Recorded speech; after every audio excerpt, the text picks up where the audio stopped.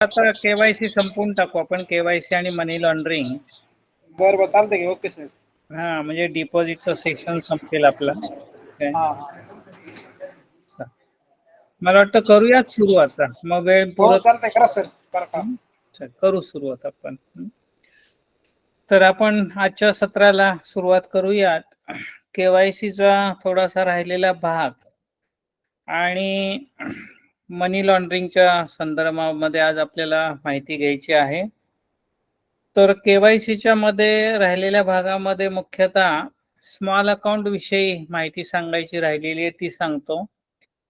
जर एखाद्या कस्टमरकडे आला तो आणि त्याच्याकडे कुठलंच केवायसी साठी लागणारं डॉक्युमेंट नाही आहे, खातं उघडायचं आहे आणि केवायसी साठी लागणारं कुठलंच डॉक्युमेंट नाही आहे, तरी त्याचं खातं उघडता येतं.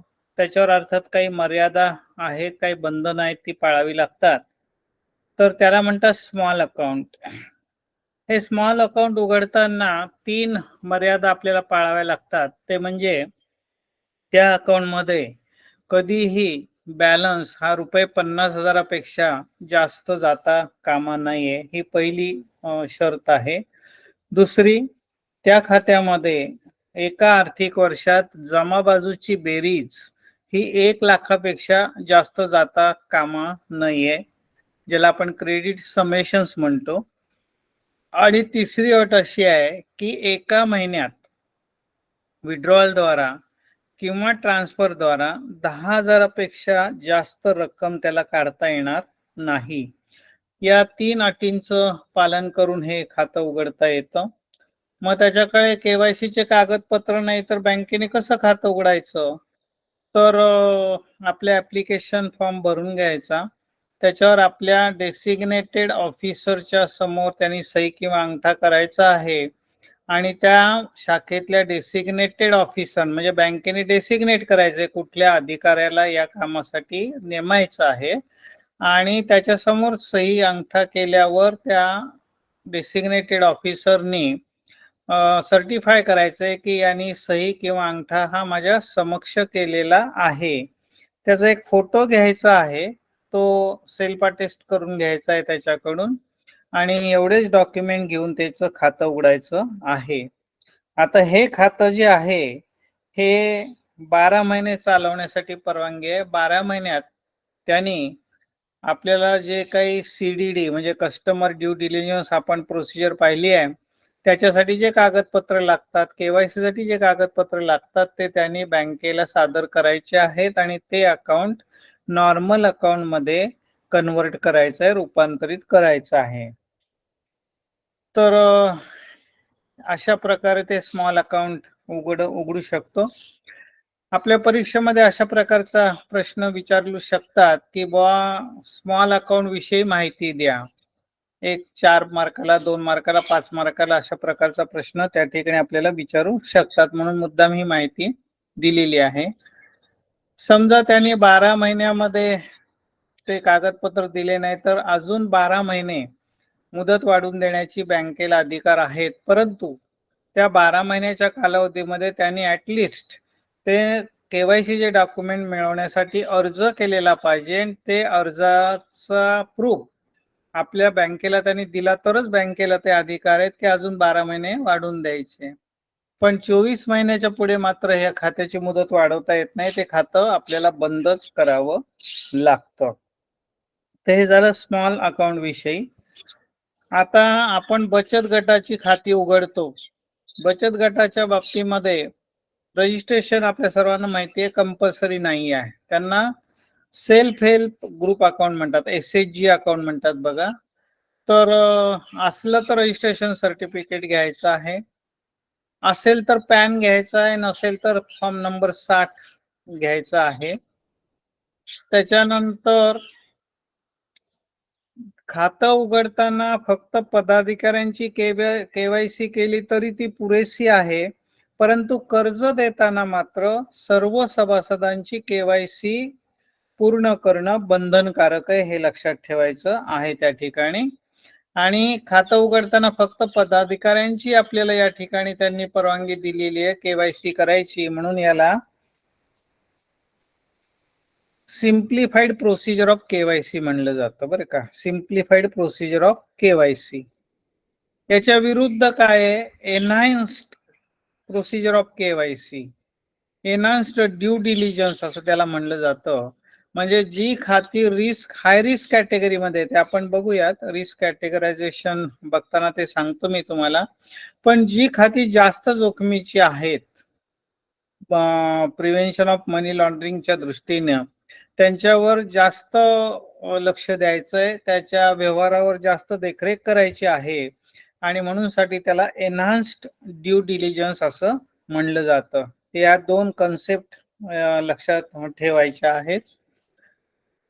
त्याच्यानंतर री केवायसी हे काय आपण समजून घेऊयात. जसं आपण खातं उघडताना केवायसी करायची आहे, तसंच ठराविक कालावधीनं परत एकदा केवायसी करायची आहे. त्याला म्हणतात केवायसी अपडेशन, म्हणजे अपडेट करायची किंवा री केवायसी, परत केवायसी करायची असं त्याचं नाव आहे.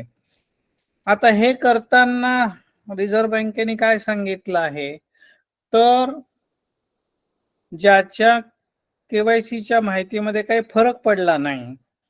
आता फरक कुठं पडतो, तर पत्ता बदलतो. जास्त करून पत्ता बदलतो. तर पत्ताही त्याचा तोच असेल, खातं उघडताना दिला तो. बाकीचं त्याचं स्टेटस काही चेंज झालं नसेल. स्टेटस चेंज होणं म्हणजे काय? मायनरचं मेजर होणं, रेसिडेंटचा नॉन रेसिडेंट अकाउंट होल्डर होणं, त्याच्यानंतर समजा पीईपी अकाउंट होल्डर म्हणजे नॉन पीईपी आहे, तो पीईपी होणं, पीईपी म्हणजे पॉलिटिकली एक्सपोज पर्सन होणं, असे स्टेटस चेंज झालेलं नसेल तर त्यांनी फक्त एक स्वयं घोषणापत्र द्यायचं आहे. त्याला सेल्फ डिक्लरेशन असं म्हणलं जातं आणि ते स्वयं घोषणापत्र दिल्यानंतर ते बँकेने ऍक्सेप्ट करायचं आहे. आणि समजा बदल झाला असेल केवायसी, म्हणजे पत्ता बदलला असेल, तरी सुद्धा सेल्फ डिक्लरेशन देता येतं. पण बँकेवर जबाबदारी आहे की बँकेने 3 महिन्यामध्ये ते इनडायरेक्टली व्हेरीफाय करायचं की तो त्याच पत्त्यावर राहतो ना. ही बँकेवर जबाबदारी टाकलेली आहे. त्याला म्हणतात पॉझिटिव्ह कन्फर्मेशन. या व्हेरिफिकेशनला म्हणतात पॉझिटिव्ह कन्फर्मेशन. याचा अर्थ काय? इनडायरेक्टली त्याच्या पत्त्यावर जर चेकबुक पाठवायचं असेल तर रजिस्टर पोस्टाने त्याच्या पत्त्यावर पाठवायचं आहे. काही कम्युनिकेशन पाठवायचं असेल तर त्याच्या पत्त्यावर पाठवायचं आहे. काही थँक्स लेटर पाठवायचं असेल त्याच्या पत्त्यावर पाठवायचं आहे. त्याच्या नॉमिनेशनची नोंद केल्याचं पत्र पाठवायचं असेल त्याच्या पत्त्यावर पाठवायचं आहे आणि ते रजिस्टरनी पाठवायचं आहे किंवा प्रतिदेशक कुरिअरनी पाठवायचं आहे. आणि त्यात लिहावं लागतं to be necessarily to be deliver to addressee only. ज्याच्या नावाने त्यालाच त्याची डिलिव्हरी द्यावी. तर याचा अर्थ ती डिलिव्हरी झाली, याचा अर्थ तो त्या ठिकाणी राहतो हे कन्फर्म झालंय, पॉझिटिव्हली कन्फर्म झालंय असं म्हणतात. ती जबाबदारी मात्र त्यांनी बँकेवर टाकलेली आहे. हे झालं वैयक्तिक खातेदाराच्या बाबतीत, इंडिव्हिज्युअल अकाउंट होल्डर. संस्थात्मक खात्यांच्या बाबतीत काय आहे, तर काही बदल नसेल तर तसा ठराव आणि पत्र त्यांनी बँकेला द्यायचं आहे. आणि जर बदल असेल तर मात्र बँकेने सर्व खातं उघडताना जशी कागदपत्र घेतली तशी सर्व कागदपत्र परत नव्याने घ्यायची आहेत. हे लक्षात ठेवायचं आहे. आता या ठिकाणी एक महत्वाचा मुद्दा लक्षात ठेवायचा आहे दोन्ही बाबतीमध्ये, इंडिव्हिज्युअल आणि इन्स्टिट्यूशनल, की एक समजा आपण 10 वर्षांनी केवायसी करतोय तर 10 वर्षापूर्वी जे काय आरबीआयने सांगितले कागदपत्र ते आपल्या रेकॉर्डवर असतील. पण या 10 वर्षामध्ये जर काही बदल झाला असेल, आरबीआयने नवीन काही कागदपत्र सांगितले असतील तर ते पण आपल्या रेकॉर्डवर आहे की नाही, म्हणजे सध्याच्या ज्या सूचना आहेत आरबीआयच्या त्याप्रमाणे आपल्या रेकॉर्डवर कागदपत्र आहेत की नाही केवायसीची, हे खात्री करायची. नसेल तर ते मागून घ्यायचं आहे. म्हणजे सध्याच्या अद्ययावत सूचनांप्रमाणे कागदपत्र आपल्या रेकॉर्डवर असले पाहिजेत. हे थोडस काळजी आपल्याला घ्यायची आहे. आणि म्हणून याला म्हणायचं री केवायसी, परत एकदा केवायसी करायची आहे. आता पुढची जी कन्सेप्ट आपल्याला बघायची आहे ती वायर ट्रान्सफर्स. वायर ट्रान्सफर असा एक शब्द आरबीआय नेहमी वापरते, पण वायर ट्रान्सफरचा एक साधा सरळ सोपा अर्थ मी तुम्हाला सांगतो की transfer of funds through electronic medium, म्हणजे निधीचं हस्तांतरण इलेक्ट्रॉनिक माध्यमाद्वारे निधीचं हस्तांतरण म्हणजे वायर ट्रान्सफर. याचं उत्तम उदाहरण म्हणजे आपण आरटीजीएस किंवा एनईएफटी करतो बघा. बँका आरटीजीएस किंवा एनईएफटी करतात, तर ते पैसे आपण पाठवतो कशाच्या माध्यमातून? इलेक्ट्रॉनिक द्वारा पाठवतो, इलेक्ट्रॉनिक माध्यमाद्वारे पाठवतो, म्हणून त्याला वायर ट्रान्सफर्स असं म्हणलं जातं. त्याच्यामध्ये दोन प्रकार आहे. देशांतर्गत असेल तर त्याला डोमेस्टिक वायर ट्रान्सफर म्हणतात, आणि एका देशातून दुसऱ्या देशात असेल तर त्याला क्रॉस बॉर्डर वायर ट्रान्सफर म्हणतात, कारण देशाच्या मर्यादा ज्या बॉर्डर आहे ती ओलांडली जाते, म्हणून क्रॉस बॉर्डर वायर ट्रान्सफर असं त्याला म्हणलं जातं. आता आपल्याला एक रिस्क कॅटेगरायझेशन समजून घ्यायचं. रिस्क कॅटेगरायझेशन म्हणजे ज्याला आपण मराठीमध्ये जोखीम वर्गवारी म्हणू शकतो. आता म्हणून मी सुरुवातीला तुम्हाला मुद्दाम सांगितलं आहे की बुवा हा संपूर्ण विषय प्रस्तावनेमध्ये सांगितलं होतं की हा संपूर्ण विषय कशाभोवती फिरतोय, तर दहशतवादाला होणारा वित्त पुरवठा आणि त्याच्यासाठी बँकिंग चॅनेलचा उपयोग होऊ नये ही अपेक्षा. म्हणजे हा सगळा विषय दहशतवादाशी संबंधित आहे. दहशतवादाला खूप मोठ्या प्रमाणात पैसा लागतो, लक्षात ठेवा. हे जे दहशतवादी आपल्याकडे येतात यांच्याकडे अत्याधुनिक शस्त्रास्त्र असतात. काही शस्त्रास्त्रांची किंमत 50-50 लाख असते. शिवाय या दहशतवाद्यांचं ब्रेन वॉशिंग करावं लागतं, त्यांना ट्रेनिंग द्यावं लागतं, त्यांच्या फॅमिलीची जबाबदारी घ्यावी लागते, म्हणजे खूप मोठ्या प्रमाणामध्ये पैसा लागतो. आणि म्हणून ही जोखीम वर्गवारी रिस्क कॅटेगरायझेशन करताना एक गोष्ट लक्षात ठेवायची, पैशांचा ओघ किती प्रमाणात आहे, मनी फ्लो ज्याला आपण म्हणतो तो किती आहे. जास्त प्रमाणात पैशांचा ओघ असेल तर त्याला आपल्याला हाय रिस्क द्यावी लागते. हाय रिस्क मध्ये ते खातं जातं. खूपच पैसे कमी आहे, उलाढाल खूप कमी आहे, बॅलन्सही कमी असतो, याचा अर्थ त्याच्यापासून दहशतवादाची जोखीम कमी आहे, म्हणून त्यांना लो रिस्क अकाउंट असं म्हणलं जातं. त्यांना लो रिस्क कॅटेगरीमध्ये टाकलं जातं. आणि ज्यांच्याकडनं मध्यम रिस्क आहे, जोखीम आहे, त्यांना मीडियम रिस्क मध्ये टाकलं जातं. आता याचं उदाहरण जर पाहायचं असेल, आपण थोडस एक नमुना यादी बघूयात. लो रिस्क मध्ये कोण कोण येऊ शकेल बघा. सर्व पगारदार खाती, कारण आपल्या भारतामध्ये पगार फारसे नाही आहेत. 5,000 25,000. अगदी IT इंडस्ट्रीत काम करत असेल तर लाखभर 2 लाख रुपये, वर्षाचे 15-20 लाख होतील, तर 15-20 लाखात काही दहशतवाद होत नाही. त्यामुळे सर्व पगारदार जे आहेत, सॅलरीड पीपल आहेत, ते सर्व लो रिस्क मध्ये जातात. तसंच कमी उत्पन्न गटाची खाती. आता ही कशी ओळखायची, तर ज्या खात्याला कमीत कमी बॅलन्स असतो, त्याच्याकडे पैसेच नाही, कसला बॅलन्स ठेवतोय, उलाढालही कमीच आहे, म्हणजे पैशांचा ओघ खूपच मर्यादित आहे, तर अशी जी खाती आहेत ती पण या ठिकाणी लो रिस्क मध्ये जातील. गव्हर्नमेंट अकाउंट काय असतील, सेमी गव्हर्नमेंट अकाउंट असतील, MSCBचं अकाउंट असेल, ग्रामपंचायतीचं अकाउंट असेल, तर हे जी खाती आहेत ही गव्हर्नमेंट स्वतः विरुद्धच दहशतवाद करणार नाही असं या ठिकाणी गृहीत धरलंय, आणि अशा प्रकारची खाती म्हणून ती लो रिस्क मध्ये जातील. आता मीडियम रिस्क मध्ये कोण येऊ शकतं बघा. सर्व संस्था, कारण त्यांना काय आहे, कुठंतरी रजिस्ट्रेशन करावं लागतं, त्यांची आधीच कुणीतरी पडताळणी केलेली असते, त्यामुळे आपली रिस्क, बँक म्हणून आपली रिस्क कमी होते, आणि म्हणून या सर्व संस्थांना द्यायची आपल्याला मीडियम रिस्क द्यायची आहे. आता हाय रिस्क मध्ये कोण येतं बघा. जिथं पैशांची उलाढाल खूप मोठ्या प्रमाणात आहे, पैशांचा ओघ, येणारे पैसे आणि जाणारे पैसे हे खूप प्रचंड प्रमाणात आहेत, अशी सर्व खाती ही हाय रिस्क मध्ये जातील. उदाहरणार्थ NRI अकाउंट्स, आपण NRI ची माहिती पाहिलेली आहे. NRI म्हणजे नॉन रेसिडेंट इंडियन अकाउंट. ही परदेशात गेलेली असतात. समजा तो परदेशात नोकरी करतो, त्याने $1000 पाठवले तर आपल्याकडे त्याचे 83-84 हजार होतात. त्यामुळे पैशांचा ओघ मोठ्या प्रमाणात आहे. याचा अर्थ NRI वाईट आहेत असातला भाग नाही, परंतु पैशांचा प्रवाह मोठ्या प्रमाणात असल्यामुळे त्याच्यावर आपण त्या ट्रान्झॅक्शनवर आपण डोळ्यात तेल ठेवून देखरेख करायची आहे.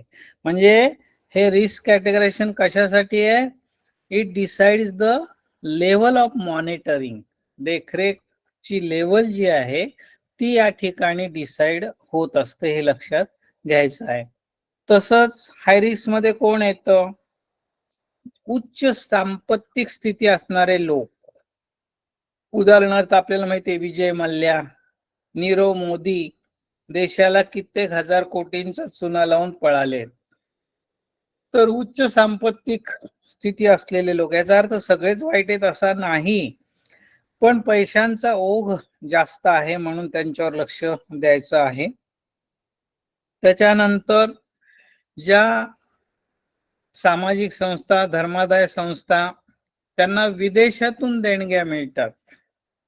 आता ही विदेशातून आलेली मदत खरोखरी गरिबांना मदतीसाठी आहे का दहशतवादासाठी आहे, याच्यावर आपल्याला देखरेख करणं आवश्यक आहे बँक म्हणून. आणि म्हणून अशा संस्था, NGO ज्याला म्हणतात, धर्मादाय संस्था किंवा NGOज ज्यांना विदेशातून देणग्या मिळतात, यांना पण आपल्याला हाय रिस्क द्यायची आहे. पुराण वस्तू विकणारं दुकान असेल तर त्यांनाही हाय रिस्क द्यायची आहे, कारण काय माहिती खरंच ती मूर्ती 5 कोटीची होती का त्यातनं काळा पैसा वाहतोय, तर त्याच्यासाठी त्याच्यावर आपल्याला देखरेख करावी लागते.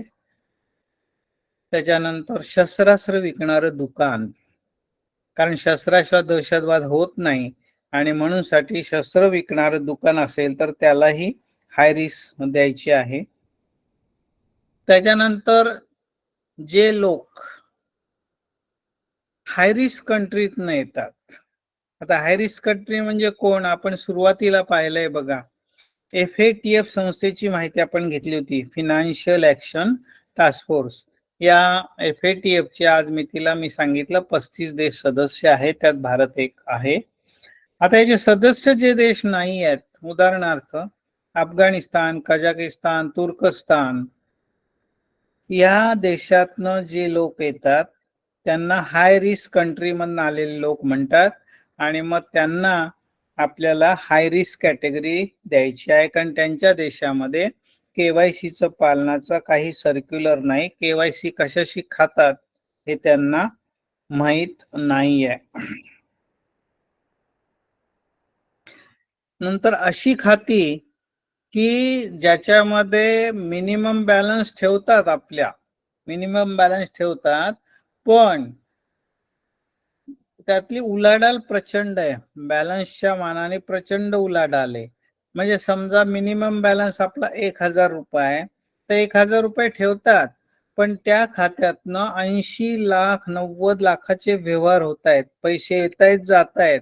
याचा अर्थ ज्या प्रमाणात उलाढाल होते त्या मानाने तो बॅलन्स ठेवत नाहीये. याचाच अर्थ तो काय करतोय, तो अकाउंट होल्डर त्या खात्याचा वापर दुसरे पैसे त्या खात्यातून प्रवाहित करण्यासाठी वापरतोय, ज्याला सायफनिंग ऑफ फंड्स म्हणलं जातं. म्हणजे ते फंड्स सायफन करण्यासाठी त्या खात्याचा तो उपयोग करतो आहे, म्हणजे मनी लॉन्ड्रिंग त्या ठिकाणी होत आहे. त्याच्यानंतर सराफ आणि जव्हेरी यांची खाती, बिल्डरची खाती ही हाय रिस्क मध्ये येतात. त्याचं कारण असं आहे की these are cash rich accounts. आज एक फ्लॅट घ्यायला गेलं तर आपल्याला माहिती आहे लाखोनी पैसे आपल्याला द्यावे लागतात, त्यामुळे बिल्डरचे व्यवहार हे कोटीमध्ये असतात. तसंच सोनं नाणं आपल्याला माहिती आहे आज काय भाव आहे, ते 70,000च्या पुढे सोनं आहे. त्यामुळे या ठिकाणी पैशांचा ओघ जास्त आहे, म्हणून सराफ आणि जवेरी यांची खाती, बिल्डरची खाती यांना पण आपल्याला हाय रिस्क द्यायची आहे, की जिथं आपल्याला काय करायचंय, एनहान्स्ड ड्यू डिलिजन्स करायचा आहे. तसंच ट्रस्टची खाती यांना पण आपल्याला हाय रिस्क द्यायची लक्षात ठेवा. कारण का, तर आपण पाहिलं आहे ट्रस्टला 3 पार्टीज इन्व्हॉल्व्ड आहेत. ऑथर ऑफ द ट्रस्ट और maker of the trust, trustees आणि बेनिफिशरीज. आणि त्यामुळे आपल्याला कुठल्याही ट्रस्ट अकाउंटला हाय रिस्क कॅटेगरी द्यायची आहे. तर ही साधारणपणे नमुना दाखल यादी आहे आणि याच्यामध्ये सांगितलं बेसिस, दहशतवादाशी संबंधित किती जोखीम आहे, पैशांचा ओघ कसा आहे, याच्या आधारे आपण हे नमुना वर्गवारी या ठिकाणी केलेली आहे. आता इथपर्यंत काही शंका?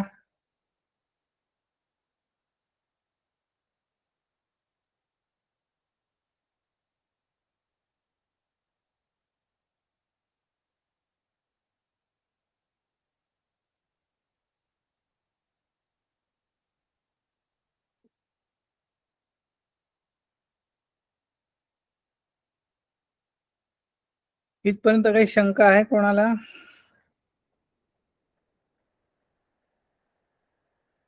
आता आपल्याला मनी म्यूल्सच्या संदर्भामध्ये माहिती घ्यायची आहे. मनी म्यूल्स म्हणजे ओझ्याचं गाढव किंवा ओझ्याचं खेचर. खऱ्या अर्थाने म्यूल याचा अर्थ खेचर आहे मराठीमध्ये. तर ओझ्याचं गाढव किंवा ओझ्याचं खेचर म्हणजे मनी म्यूल.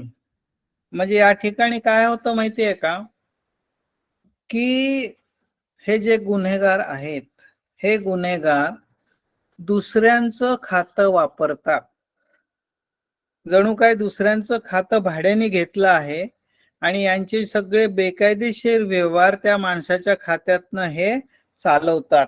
हे बँकेत समोर येत नाहीत.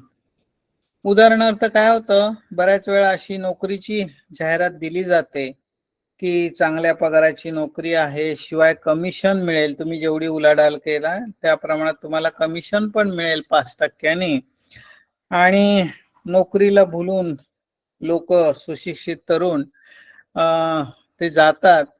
मग त्यांना सांगितलं जातं तुम्ही तुमचं बँकेत खातं उघडा. मग त्या ठिकाणी तो स्वतःची कागदपत्र देतो, स्वतःचे KYC कागदपत्र देतो आणि खातं उघडतो. आणि मग यांचे जे बेकायदेशीर व्यवहार होतात त्याचे जे पैसे ते त्या खात्याला जमा होतात. आणि मग हे गुन्हेगार सांगतात की तू हे इथं पाठव, ते पैसे तिकडं पाठव, NEFT नी, RTGS नी, किंवा कॅश काढ आणि इथं नेऊन दे, फिजिकल कॅश. अशा प्रकारे कॅशची मुवमेंट त्याच्या खात्यात होत असते. त्याबद्दल त्याला 5% कमिशन दिलं जातं. आता हे बेकायदेशीर व्यवहार आहेत, पण आहेत त्या गुन्हेगारांचे, पण करतायत कोणाच्या खात्यातून, या माणसाच्या खात्यातून करतायत. म्हणजे हा ओझ वाहतोय 5%साठी, 95% प्रॉफिट ते लोक घेतायत बेकायदेशीर व्यवहार करून. आणि म्हणून याला मनी म्यूल अकाउंट्स असं म्हणलं जातं, ओझ्याचं खेचर थोडक्यामध्ये. तर या मनी म्यूल अकाउंट्स सुद्धा जर बँकेत RBIच्या इन्स्पेक्शन मध्ये किंवा नाबार्डच्या इन्स्पेक्शन मध्ये सापडले तर बँकेला दंड होतो, हे लक्षात घ्यायचं आहे. कारण RBI म्हणतं की याचा अर्थ तुम्ही खातं उघडताना व्यवस्थिशीर काळजी घेतली नाही, खात्याच्या व्यवहारांवर देखरेख केली नाही, आमच्या सूचनांचं पालन केलं नाही, म्हणून साठी तुम्ही काय केले, आमच्या सूचनांचं पायमल्ली केली, व्हायोलेशन केलं आहे, म्हणून साठी ते दंड करतात. तर हे झालं मनी म्यूलच्या संदर्भातली माहिती. तर आता आपण KYCच्या राहिलेल्या कुठल्या गोष्टी बघितल्या बघा. स्मॉल अकाउंट म्हणजे काय पाहिलं, बचत गटाची खाती उघडताना सिम्प्लिफाईड प्रोसिजर म्हणजे काय ते पाहिलं, ती कशी उघडायचं ते पाहिलं. त्याच्यानंतर KYC म्हणजे काय हे पाहिलं. आता KYC कधी करावी लागते तो कालावधीही लक्षात घ्या बरं का. जर खातं लो रिस्क मध्ये असेल तर किमान 10 वर्षातनं एकदा परत केवायसी करावी लागते, री केवायसी करावी लागते. जर खातं मीडियम रिस्क मध्ये असेल तर किमान 8 वर्षातनं एकदा री केवायसी करावी लागते. आणि जेव्हा खातं हाय रिस्क मध्ये असतं त्यावेळेला किमान 2 वर्षांनी री केवायसी करावी लागते. सो लो रिस्क 10 वर्ष, मीडियम रिस्क 8 वर्ष आणि हाय रिस्क 2 वर्ष री केवायसी करावी लागते. आणि आपण जे मगाशी कॅटेगरायझेशन पाहिलं, वर्गवारी पाहिली, जोखीम वर्गवारी, त्याचा रिव्ह्यू दर 6 महिन्यांनी घ्यायचा आहे बरं का. म्हणजे असं नाही खातं उघडताना तुम्ही त्याला रिस्क कॅटेगरी दिली ती शेवटपर्यंत राहील असं नाही.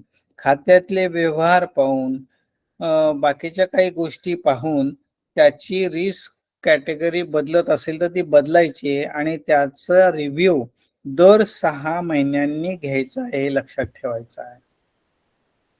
त्याच्यानंतर आपण वायर ट्रान्सफर्स म्हणजे काय ते पाहिलेलं आहे. नमुना दाखल रिस्क कॅटेगरायझेशनची यादी पाहिली आहे आणि मनी म्यूव्स म्हणजे काय हे पाहिलेलं आहे. तर या ठिकाणी केवायसीचा भाग आपला संपतो आहे. तर केवायसी बद्दल काही शंका असेल तर विचारा, नाहीतर मग आपल्याला मनी लॉन्ड्रिंग कडे जायचं आहे.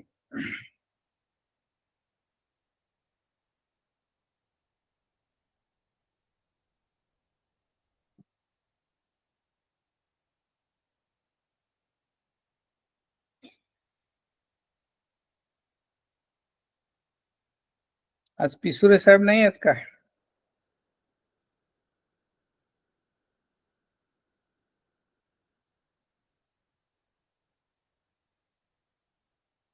तर केवायसीच्या संदर्भामध्ये कोणाला काही विचारायचं नाही असं गृहीत धरून मी आता पुढे जात आहे.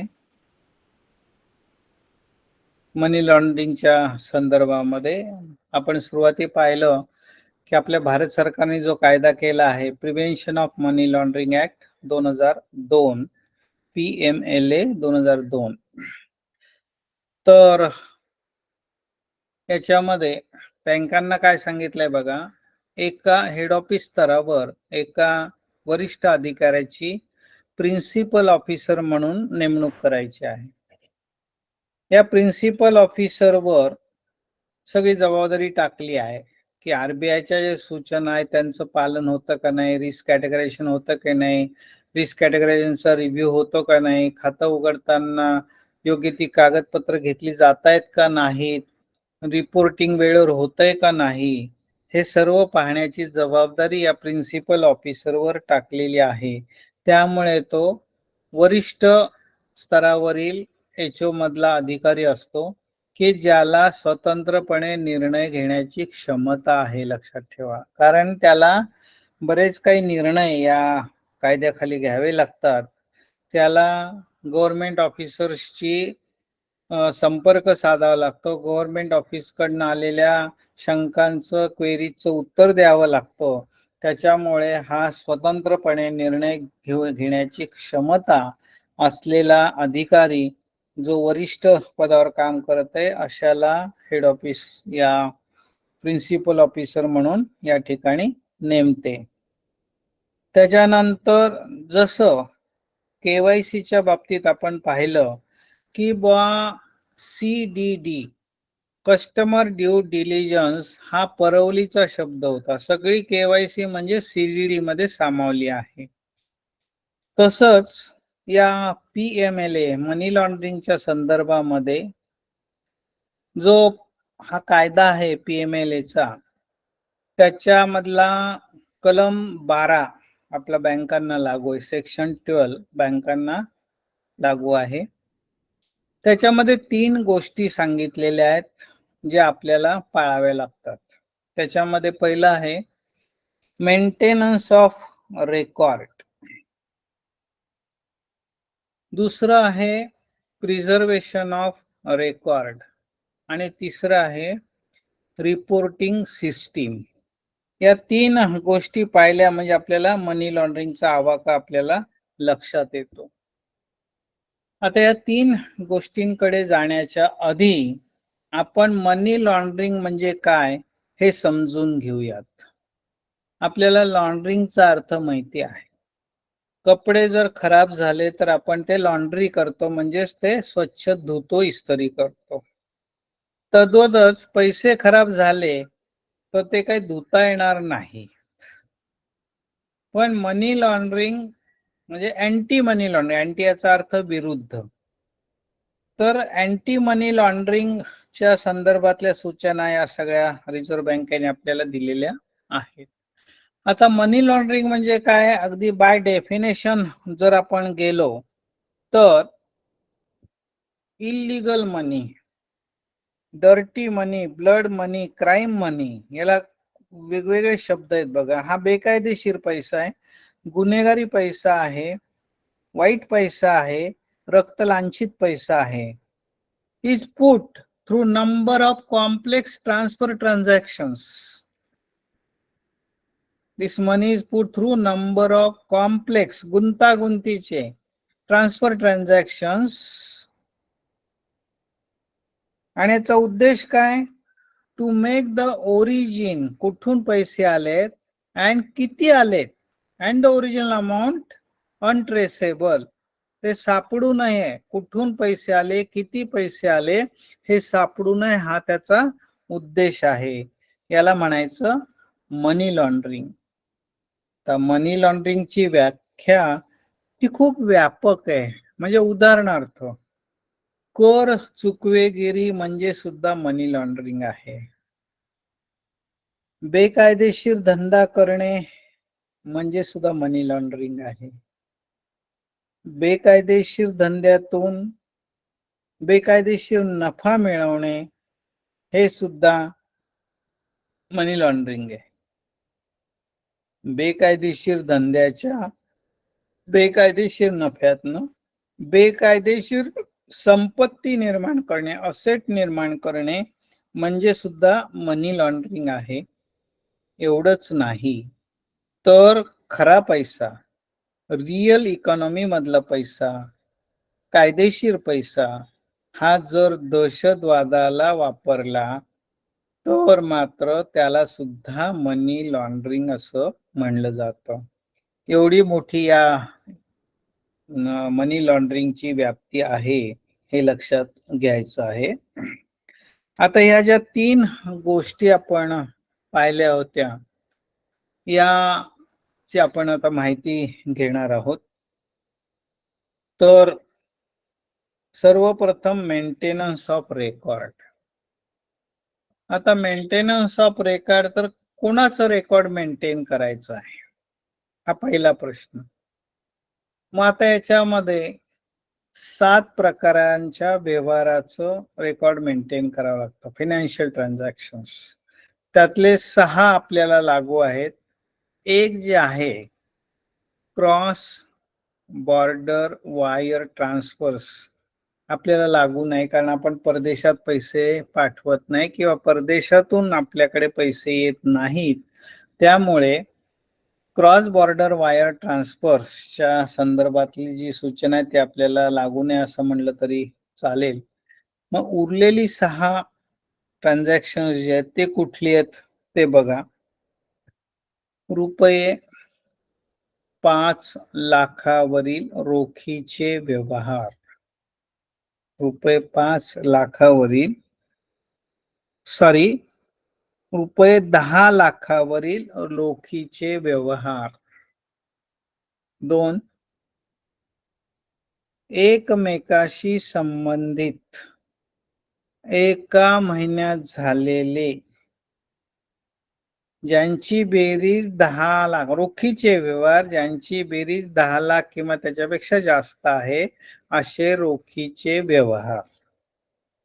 म्हणजे पहिलं काय होतं बघा, वन स्ट्रोक, एक रकमी 10 लाख भरले किंवा एक रकमी 10 लाख काढले रोख, असे व्यवहार. दुसरं काय आहे, एकमेकाशी संबंधित एका महिन्यात झालेले रोखीचे व्यवहार 10 लाखावरील ज्यांची बेरीज 10 लाखाच्या वर जाते.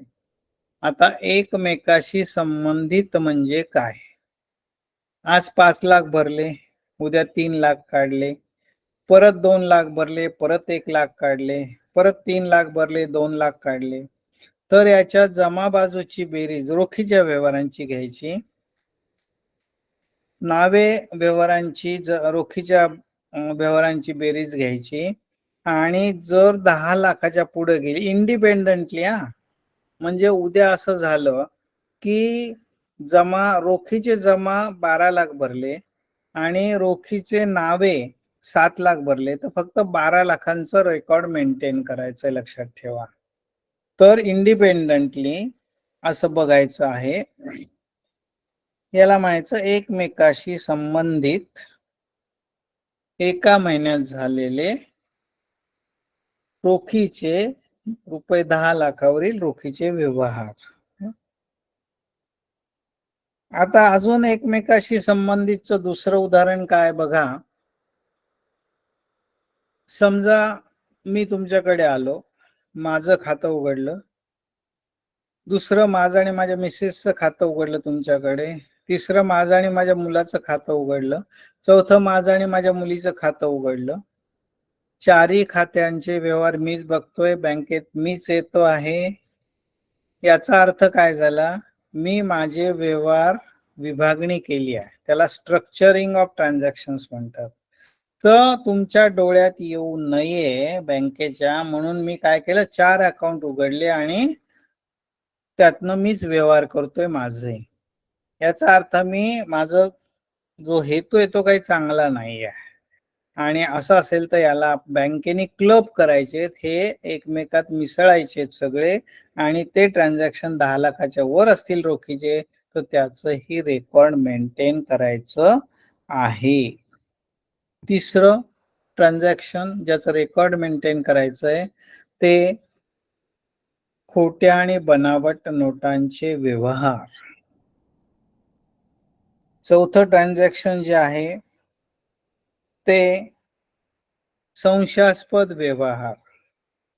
म्हणजे सुरुवातीला मी तुम्हाला एक उदाहरण दिलं होतं की मी तुमच्याकडे आलो आहे आणि तुम्हाला सांगितलं की मी नोकरदार आहे, मला 50,000 रुपये महिना पगार आहे, आणि तुमच्याकडे खातं उघडलं, तर माझ्या खात्यामध्ये 7 ते 8 लाखाच्या ऐवजी 60-70 लाखांचे व्यवहार होत आहेत. हे संशयास्पद व्यवहार आहेत. तर अशा प्रकारचे संशयास्पद व्यवहार असेल तर त्याचं सुद्धा रेकॉर्ड आपल्याला ठेवायचं आहे बँकेला. पाचवं आहे ते NPO ट्रान्झॅक्शन्स. NPO चा अर्थ non profit organization. Non profit organization म्हणजे काय असतं हे लक्षात घ्या. Basically it is a society और trust account. If it is a society, if it is registered under Society Act 1860, 1860 चा जो सेंट्रल कायदा आहे, 1960 नाही, 1960 हा महाराष्ट्राचा कायदा आहे. जर ज्या सोसायटीची नोंदणी सोसायटी ऍक्ट 1860 खाली झाली आहे, किंवा जो ट्रस्ट आहे त्याची नोंदणी कंपनी कायदा 2013 याच्या कलम 8 अंतर्गत झाली आहेत, यांना नॉन प्रॉफिट ऑर्गनायझेशन असं म्हणलं जातं, ज्याला आपण मराठीमध्ये धर्मादाय संस्था असं म्हणतो. तर यांची जी खाती आहेत या खात्यामध्ये एका महिन्यात जमा बाजूची बेरीज जर 10 लाख किंवा त्याच्यापेक्षा जास्त झाली तर अशा व्यवहारांचं सुद्धा रेकॉर्ड ठेवायचं आहे. ही 5 झाली. आणि 6वं, एखाद्या इमूवेबल प्रॉपर्टीचं रजिस्ट्रेशन जर बँकेने केलं असेल आणि त्या इमूवेबल प्रॉपर्टीची किंमत 50 लाख किंवा त्यापेक्षा जास्त असेल तर त्याचंही रेकॉर्ड बँकेनं मेंटेन करायचं आहे. अशी शक्यता फार दुरान्वय आहे. जर आपण एखादा फ्लॅट जप्त केला, तो लिलावात विकला आणि तो ट्रान्सफर केला आणि त्याची किंमत 50 लाखापेक्षा जास्त असेल तर त्या व्यवहाराचं रेकॉर्ड सुद्धा बँकेनं ठेवायचं आहे. तर अशा 6 प्रकारचं आपल्याला लागू असलेल्या 6 प्रकारचे ट्रान्झॅक्शन्सचं रेकॉर्ड आपल्याला ठेवायचं आहे. 7वं मी तुम्हाला सांगितलं क्रॉस बॉर्डर वायर ट्रान्सफरचं रेकॉर्ड ठेवावं लागतं. ठीक आहे, हे झालं मेंटेनन्स ऑफ रेकॉर्ड. दुसरा मुद्दा काय आहे? Preservation of record. आता प्रिझर्वेशन ऑफ रेकॉर्ड म्हणजे आपल्या मनात असा प्रश्न येईल की कुठलं रेकॉर्ड सांभाळून ठेवायचं आहे, प्रिझर्व करायचं आहे आणि किती वर्ष करायचं आहे. आता कुठलं रेकॉर्ड सांभाळून ठेवायचं आहे, प्रिझर्व करायचं आहे, तर आपण खातं उघडताना घेतलेली कागदपत्र, मग ती व्यवसाय दर्शवणारी असतील, इन्कम स्तर दर्शवणारे असतील, KYC ची कागदपत्र असतील, लोन दिला असेल तर त्याचे आर्थिक पत्रक असतील, हे सर्व कागदपत्र, तसंच KYC करताना घेतलेली कागदपत्र, ही सर्व कागदपत्र आपल्याला सांभाळून ठेवायची आहे. तसंच आपण जे 7 प्रकारचे आर्थिक व्यवहार पाहिले, फायनान्शियल ट्रान्झॅक्शन्स पाहिले, ते सुद्धा सांभाळून ठेवायचे आहेत. आता किती वर्ष सांभाळून ठेवायचे? तर 5 वर्ष सांभाळून ठेवायचे. आता ही 5 वर्षाचा फरक बघा कसा आहे. कागदपत्र जी मी तुम्हाला सांगितली ती खातं बंद झाल्यापासून 5 वर्ष सांभाळायची. म्हणजे खातं बंद झालं आणि 2 वर्षांनी समजा इन्कम टॅक्सनी, FIU सरकारने काही माहिती मागितली तर आपल्याला म्हणजे द्यावीच लागेल असं म्हणता येणार नाही. खातं बंद झालं, आमच्याकडे आता माहिती नाही असं म्हणता येणार नाही. आणि म्हणून साठी ती कागदपत्र सर्व खातं बंद झाल्यापासून 5 वर्ष सांभाळून ठेवायची आहेत. आणि आपण जे आर्थिक व्यवहार पाहिले 7 प्रकारचे, ते मात्र व्यवहाराच्या तारखेपासून 5 वर्ष सांभाळायचे.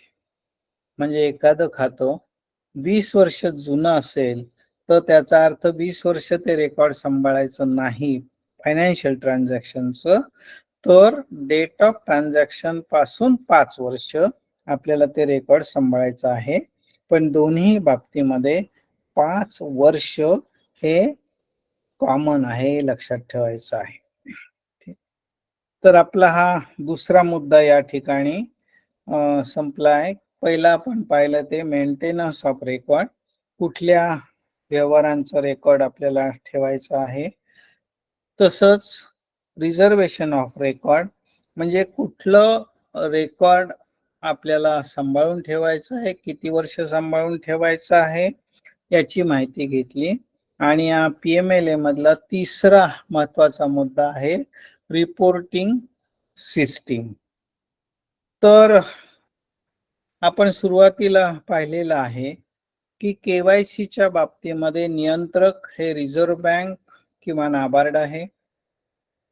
तसंच या PMLAच्या बाबतीत प्रिव्हेन्शन ऑफ मनी लॉन्ड्रिंगच्या तरतुदी ज्या आहेत त्याचं पालन होतंय का नाही, त्याप्रमाणे बँका वागतायत की नाही, रिपोर्टिंग वेळेवर होतंय का नाही, हे सर्व पाहण्याची जबाबदारी ही FIU यांच्यावर आहे. तर FIU चा अर्थ काय? Financial intelligence unit of India.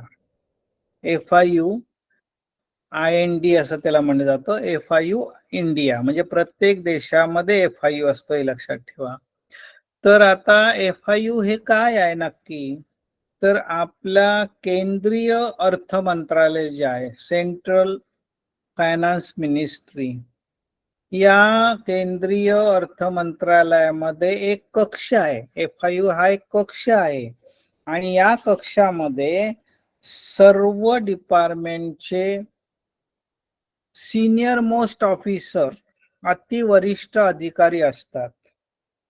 Income टॅक्सचे असतात, सेल टॅक्सचे असतात, GST चे असतात, सेंट्रल गव्हर्नमेंटचे असतात, स्टेट गव्हर्नमेंटचे असतात, बँकांचे असतात, IB चे असतात, म्हणजे इन्व्हेस्टिगेशन ब्युरोचे असतात, ईडीचे असतात, एन्फोर्समेंट डायरेक्टरेटचे असतात, CBIचे असतात.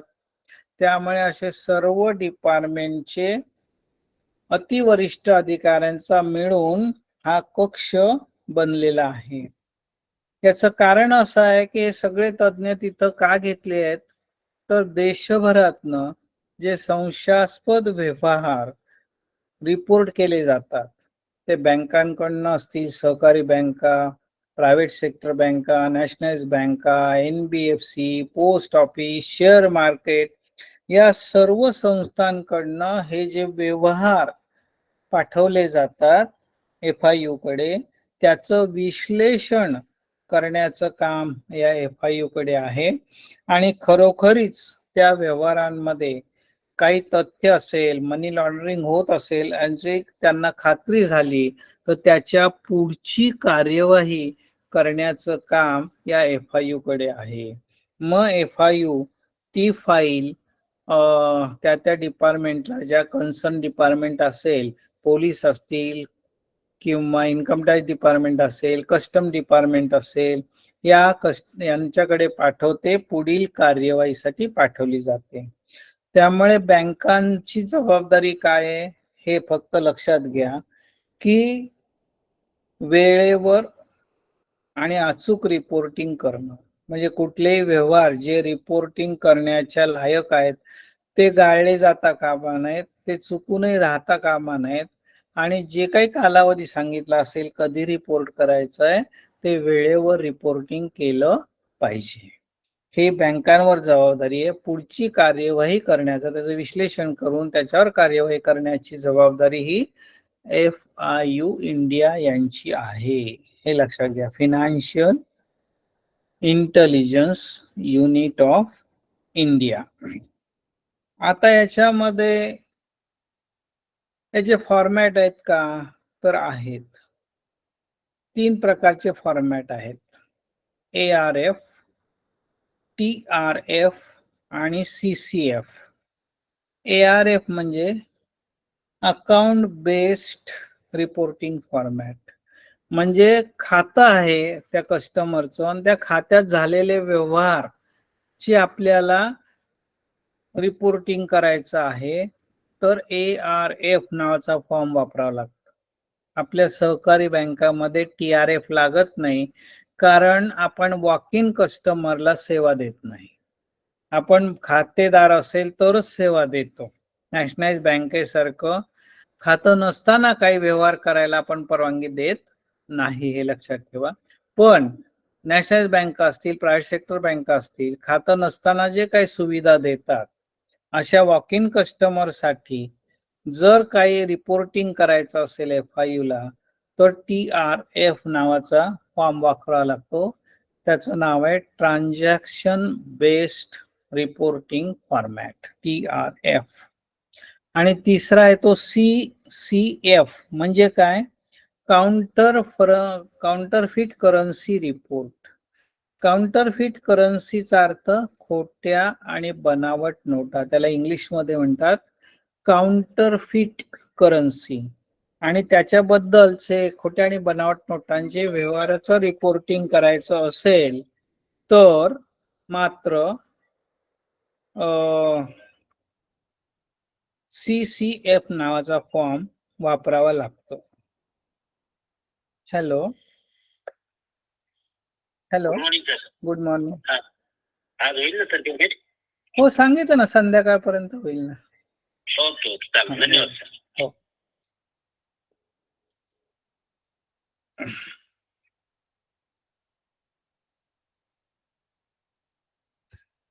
आता रिपोर्ट कुठले कुठले पाठवायचे असतात त्याचा आपण माहिती घेऊयात.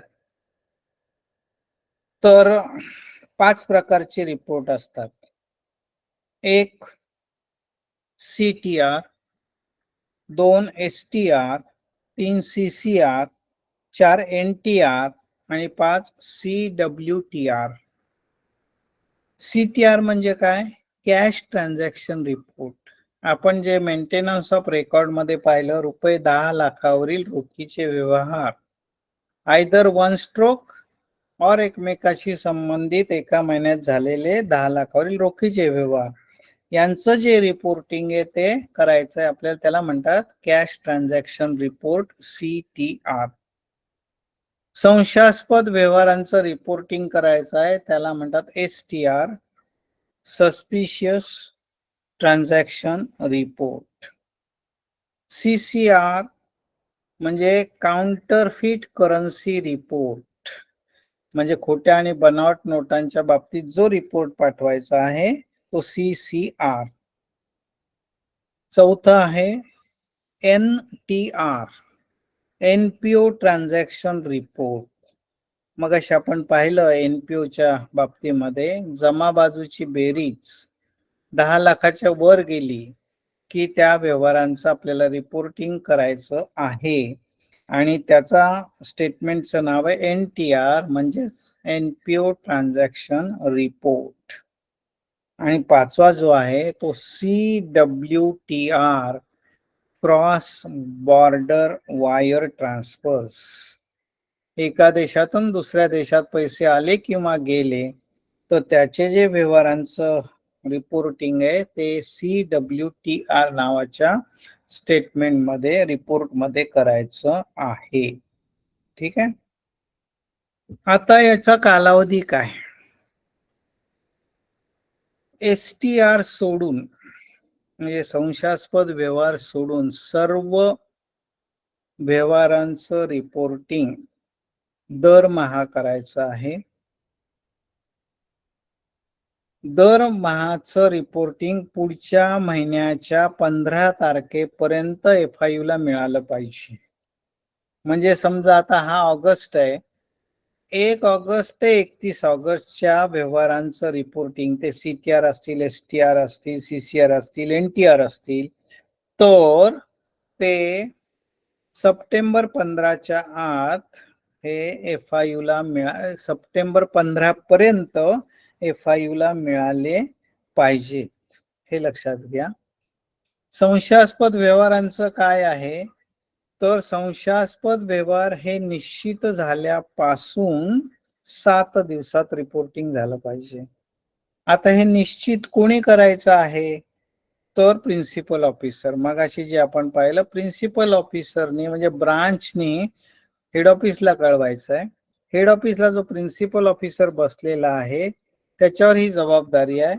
तो फर्दर इन्व्हेस्टिगेशन करेल आणि ठरवेल की खरोखरी हे व्यवहार संशयास्पद आहेत का आणि वर्थ ऑफ रिपोर्टिंग आहेत का. कारण बँकेला कारण द्यावी लागतात की आम्हाला हे व्यवहार संशयास्पद का वाटतात आणि हे निश्चित केल्यापासून 7 दिवसामध्ये FIU ला त्याचं रिपोर्टिंग करायचं आहे.